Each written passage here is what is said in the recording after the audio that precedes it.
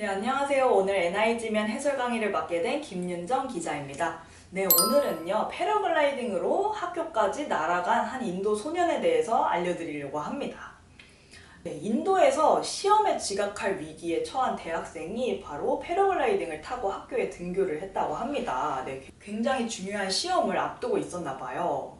이 대학생 A군은요, 친구들의 전화를 받고 그때서야 시험이 있다는 걸 알게 됐다고 합니다. 그래서 부랴부랴 학교에 가려고 채비를 했는데 이 계산을 해보니까요, 학교까지 30분이나 걸릴 것 같았다는 거예요.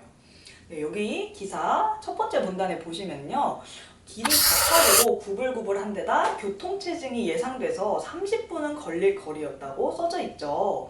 그래서 다급해진 A군이요, 근처 패러글라이딩으로 달려갔다고 해요. 자, 그러면 여기서 1번 문제에 대한 답 찾을 수 있겠는데요. A군이 시험장까지 가는데 걸리는 예상 시간은 30분이다. 이렇게 적어주시면 되겠습니다. 네, 그래서 패러글라이딩을 타고 이 친구가 5분 만에 학교에 무사히 도착해서 시험을 치를 수 있었다고 합니다. 자, 그럼 여기서 우리가 본격적으로 알아볼 내용은요, 어떤 원리로 패러글라이딩이 날아갈 수 있을까에 대한 답이에요. 네, 어떤 원리로 패러글라이딩이 날아갈 수 있다고 써져 있죠? 바로 양력 때문입니다. 네, 여기서부터 이제 기사 두 번째 문단 같이 읽으면서 살펴보시면 되겠는데요.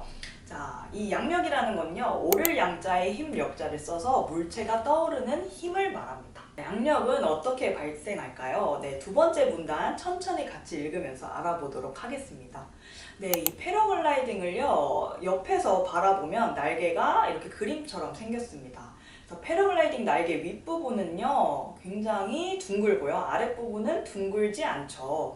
이렇게 모양 차이가 바로 공기 흐름의 속도 차이를 만들어낸다고 합니다.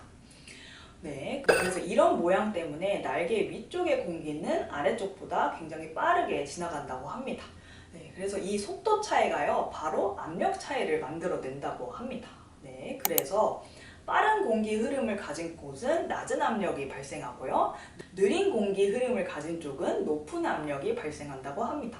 그리고 바로 이 물체를 밀어내는 힘인 양력은요, 높은 압력에서 낮은 압력으로 작용이 된다고 해요. 그래서 높은 압력에서 낮은 압력으로 작용되는 이 양력 덕분에 비행기나 패러글라이딩이 날 수 있는 거랍니다.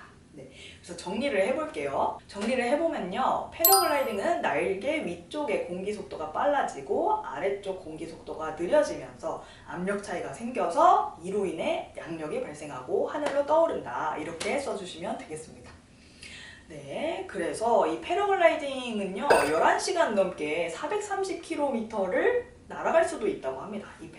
네, 그래서 이 패러글라이딩을 타면요, 최장 11시간 동안 날아갈 수 있다고 하는데요. 그렇다면 3번은 여러분들이 이제 상상해서 써주시면 되겠습니다. 3번 문제는요, 여러분들이 아주 중요한 시험에, 그러니까 예를 들면 수능 같은 거죠. 그 수능에 늦을 것 같다면 어떤 방법을 택해서 그 시험장에 갈지 상상해서 적어주시면 되겠습니다.